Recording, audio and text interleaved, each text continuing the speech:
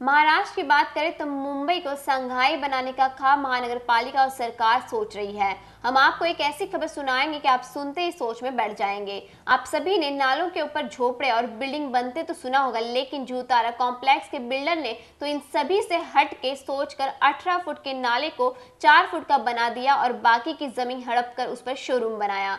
काफी मशक्कत के बाद एमएफ हुसैन नामक एक व्यक्ति ने इसकी जांच पड़ताल करके आरटीआई निकाला तो सच का पर्दा सामने आया और सारे सबूतों के साथ बीएमसी में अर्जी डालने के बाद बीएमसी ने उस कॉम्प्लेक्स को तोड़ दिया। आइए हम आपको दिखाते हैं कि किस तरह से हमारे संवाददाता ने की इस डेमोलिशन की छानबीन। इस वक्त मैं जू तारा रोड यानी कि एसएनडीटी कॉलेज के सामने खड़ा हूं, जहां पर मेरे पीछे आप देख सकते हैं कि यहाँ एक बड़ा सा शॉपिंग कॉम्प्लेक्स था। उसमें से एक दुकान है जो कि डिमोलिश हो गई है और इसका कारण क्या और किस वजह से हुए, आइए जानते हैं इस व्यक्ति से। सर, मैं आपको बता दूं, ये जगह है एच वेस्ट वार्ड के अधीन मनपा और एक कलेक्टर लैंड आती है लीडो टावर के बिल्कुल बीच में, वीएसएनएल ये दोनों के बीच में नाले से लगकर ये जगह आती है जू तारा रोड पर सांता क्रूज में। यहाँ पर तकरीबन 10-15 शॉपिंग गालों की तरह एक शॉपिंग कॉम्प्लेक्स का निर्माण हुआ है जो कि टोटल कानून को ताक पर रखकर हुआ है। यहाँ पर जिलाधिकारी कार्यालय ने ना इनने दिलचस्पी रखी है जब ये निर्माण हुआ है, ना मनपा ने दिलचस्पी रखी है। ये बहुत बड़ा घोटाला हुआ है और ये नाले में अतिक्रमण करके ये सब दुकानें बनी हैं। इसके लिए मैंने खुद प्रशासन से आरटीआई के तहत जानकारी मांगी थी।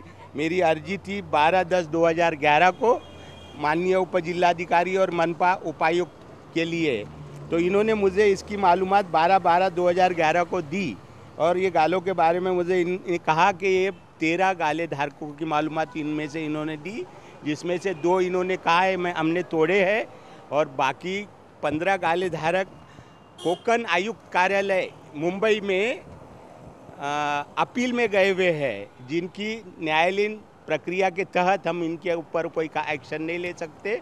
और जो 13 गालों की मालूमात इन्होंने मुझे दी है, इसमें तकरीबन हर गाले की ऊंचाई क्षेत्रफल जो इन्होंने बताया 3/7 × 11 चौरस मीटर और हाइट 20 फीट, तकरीबन इस तरह से ही हर गाले का इन्होंने मुझे एरिया दिया है अपनी मालूमात में। और जिस 13 गालों में 6 गालों का फोटो पास ही नहीं है, ऐसी जानकारी इन्होंने दी है। और इस तरह इतनी बड़ी धांधली इस जगह पे हुई है जबकि एरिया स्लम में है और स्लम में इस तरह से इतने रिहायशी इलाके में इनका स्लम यानी एक झोपड़पट्टी होती है, वहाँ पर 10/15 का झोपड़ी नुमा कंस्ट्रक्शन होता है। जबकि आप इस कंस्ट्रक्शन को अगर देखोगे तो ये महल नुमा कंस्ट्रक्शन है, लाखों रुपए का डेकोरेशन इसमें हुआ है और ऊंचे ब्रांडेड कंपनियों का माल इसमें बेचा जाता है। इसकी अर्जी मैंने प्रशासन को, मुख्यमंत्री से लेके सबको की है, आरटीआई भी डाला है, लेकिन आज भी प्रशासन आंख मूंदे हुए है। और मेरी आरटीआई के तहत जो जानकारी मिली इसके सामने भी इन्होंने आज तक कोई कार्रवाई नहीं की है। मैंने जिलाधिकारी को खुद जाकर मिलने की कोशिश की और मेरा अपील को उन्होंने मुझे आरटीआई में अधूरी मालूमात दी करके मैंने अपील किया। अपील में भी इन्होंने मैं एक दिन डेट दी थी, वो डेट में मैं कुछ कारणवश अपील में नहीं उपस्थित रह सका, तो मेरी अपील इन्होंने खारिज कर दी।